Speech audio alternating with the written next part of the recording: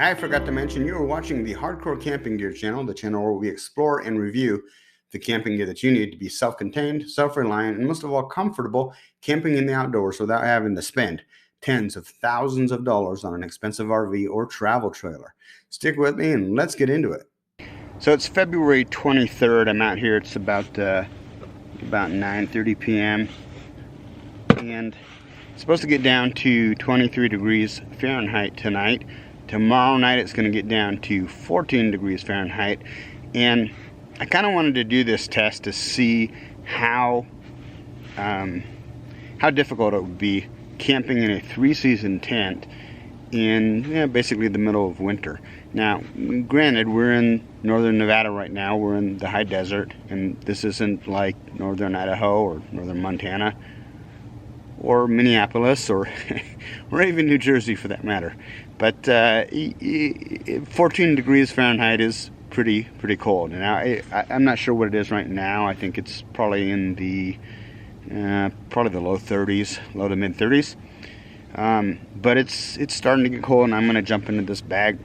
My plan, if you watched the prior video with the Snug Pack where I ran the candle along the zipper, well, a few hours after I finished the video, I came back out into the tent in the late afternoon, and I like to open up my sleeping bag just to kind of let it air out a few hours before evening. And as I did that, the zipper caught again and again and again. And I tell you guys, that bag, that Snug Pack Softy 5 is garbage. And I'll keep saying that until they actually improve the zippers on the thing, because it's just I just can't imagine being out where it's cold like it is now, or much colder like it will be tomorrow night, and be fighting and struggling with a zipper that sticks. So I took that back inside the house, and then I'm probably going to sell it, and then grab the British military sleeping bag. I have another video on that on the Hardcore Camping Gear channel. You can check that out if you're interested. But that's what I've got right now, as well as a Stoic. This is a synthetic, basically like a quilt, and it's been great for the house. We actually threw it on top of our bed just for a little bit of additional warmth. But anyways, I got this.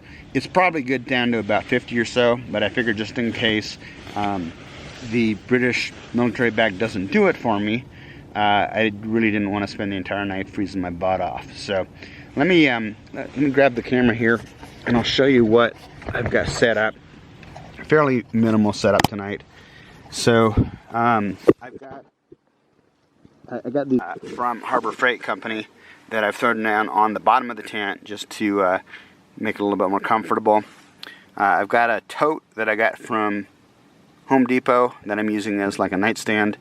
I've got my Duro lantern, which I did another video review on. Up above, we've got the UCO sprout light hanging from just, I don't know if you can see that, just a little tab right there. And it's fairly tight in here. I've got the cot, the British bag, the sleeping pillow, and that's pretty much it for tonight. I mean, it's really all I need. I'm mostly just kind of testing how. Let me put this back up here. Mostly just testing how a three-season tent does in the middle of a northern Nevada winter.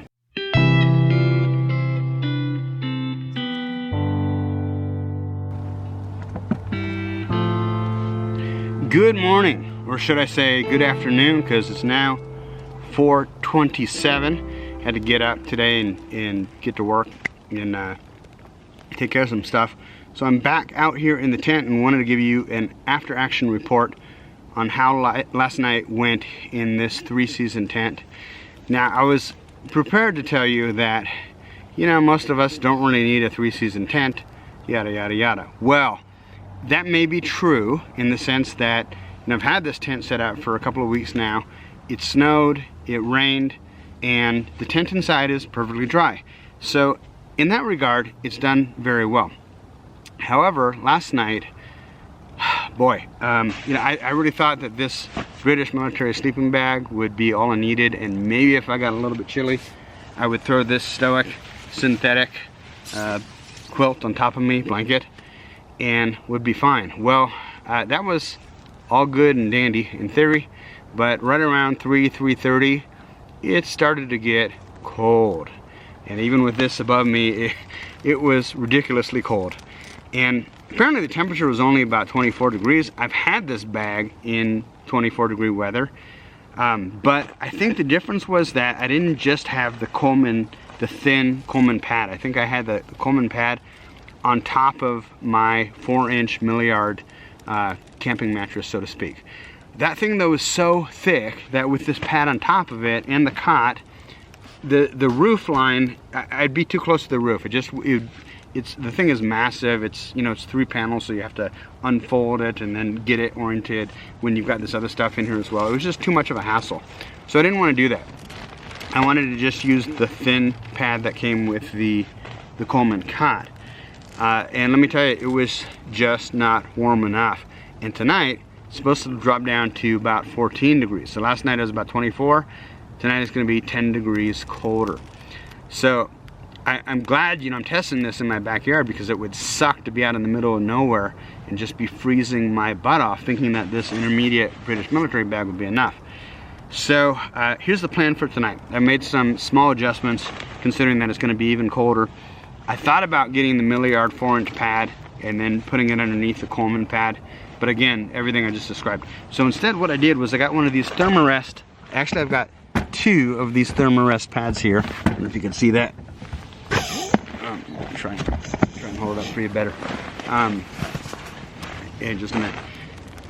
So I got 2 of these Thermarest pads, these Thermarest Ridgeline pads. They're kind of like Reflectix, kind of like emergency blanket, so to speak. And supposedly they're supposed to reflect the warmth back up, you know, towards your body. And I've had these for years. So what I did was I duct taped, technically I used Gorilla Tape, 2 of them together, and that's going to go underneath, on top of the cot, but underneath the Coleman pad tonight.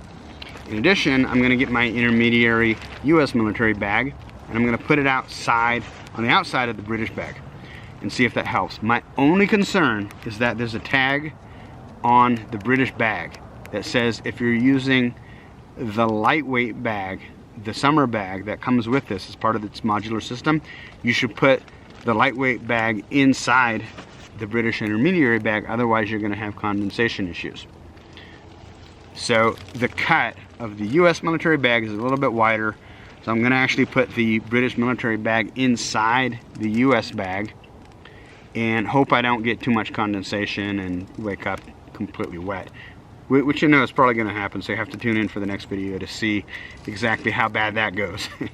But anyways, in addition to that, I've got the Mr. Buddy heater tonight on top of a piece of tile, just to be safe, and I've also got a carbon monoxide detector as well, just in case. But to be honest, that's probably not even necessary, because I really only use the Mr. Buddy heater if I'm getting up, like if I gotta take a pee.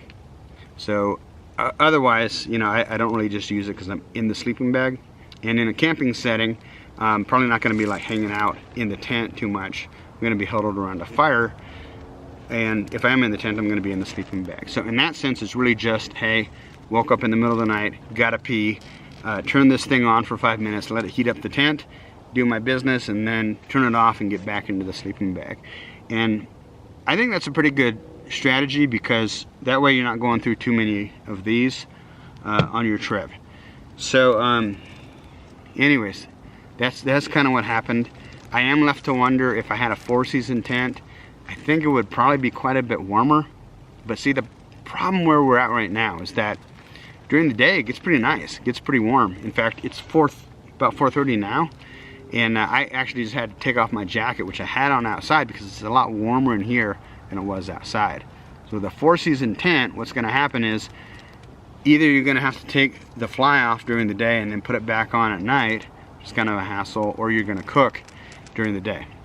So that's kind of what we're up against. But tune in for tomorrow's video, because it may be the type of thing where if I'm freezing again tonight, it may be worth it to get a 4-season tent.